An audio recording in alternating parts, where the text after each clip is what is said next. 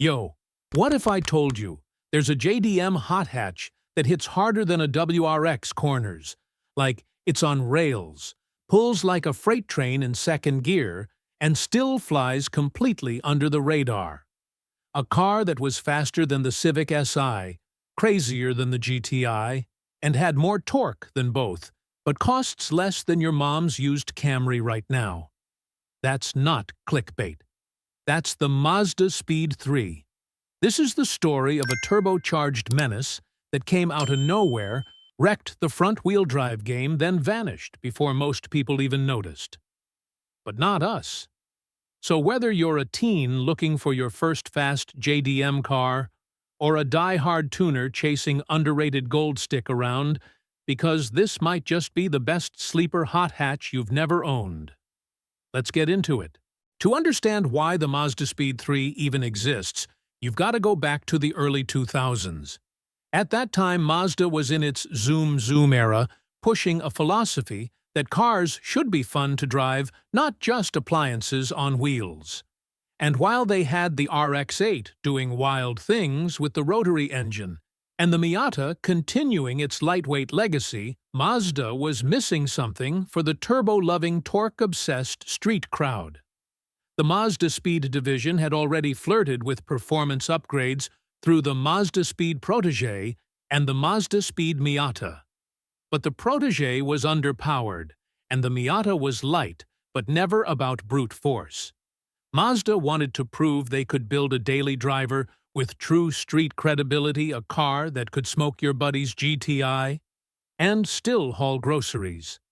And in 2007, they dropped a bomb, the Mazdaspeed3, based on the Mazda 3 hatchback, but tuned with turbocharged violence.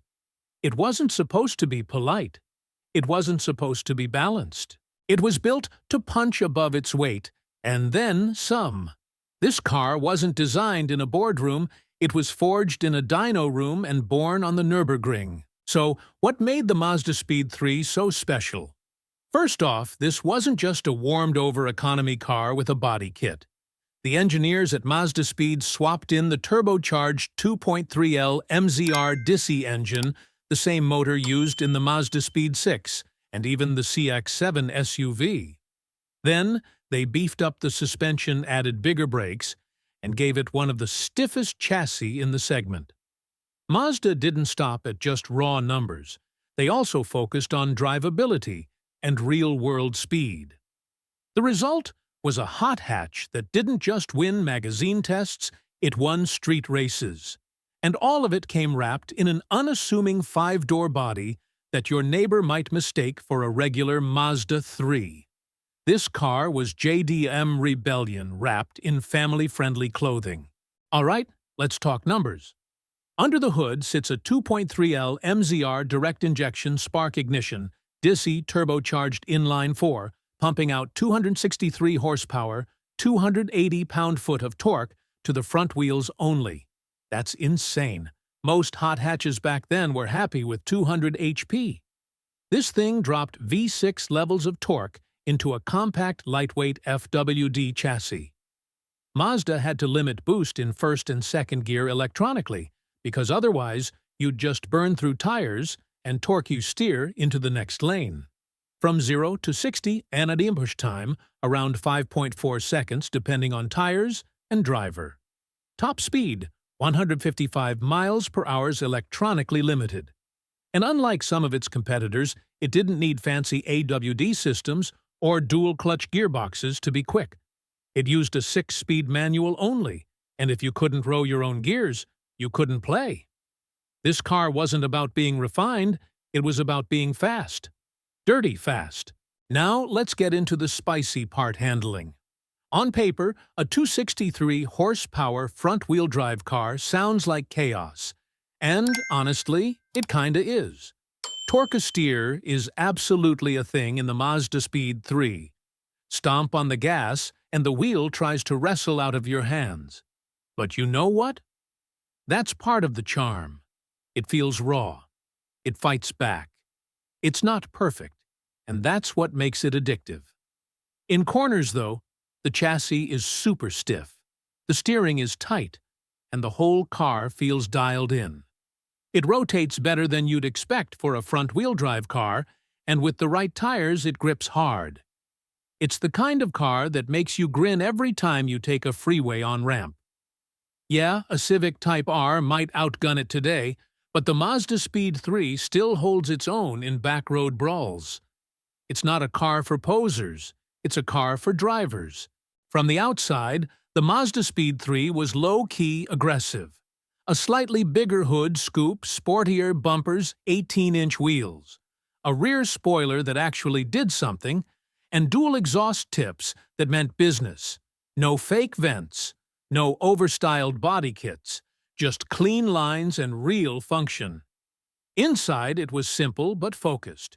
You got bolstered sports seats, red stitching aluminum pedals, a short throw shifter, optional Bose sound system, and a basic infotainment screen that reminded you this car came out before smartphones ruled the world.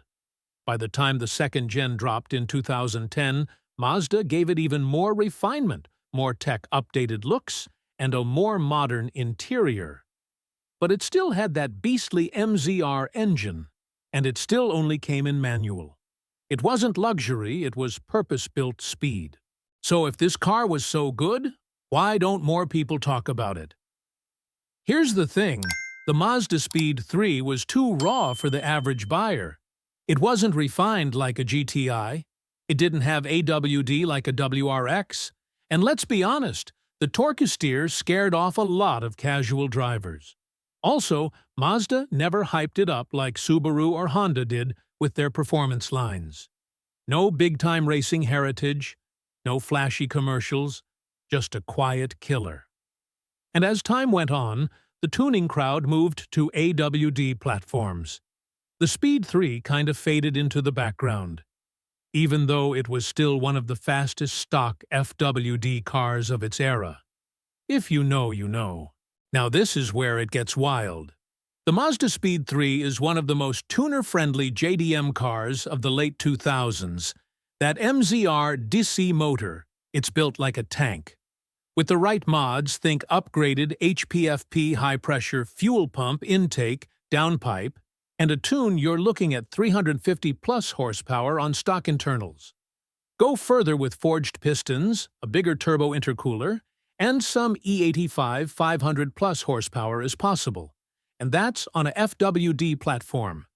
Add in a limited-slip diff coilovers, sticky tires, and now you've got a track day monster or a street weapon that'll embarrass Mustangs and Evos.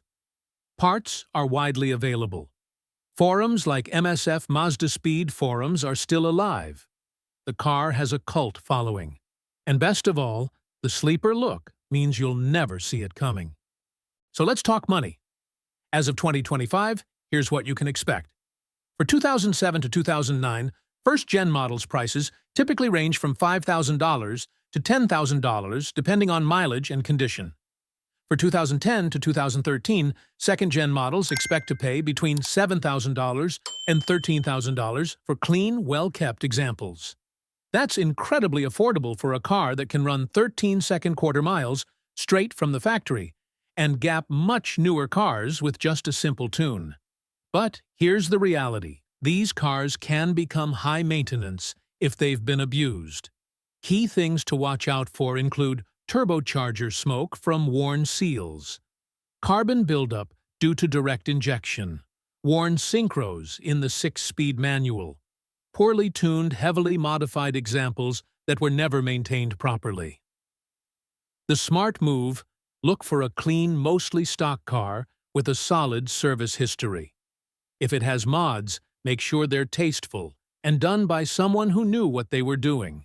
And if you find a good one, don't wait, buy it immediately. So there you have it, the Mazdaspeed3, a turbocharged riot disguised as a hatchback, a misunderstood JDM hero that flew under the radar for far too long. If you're a teen hunting for your first fast car, or just a JDM enthusiast tired of overpriced Supras and Skylines, this might just be your next build. Smash that like button if you learned something new.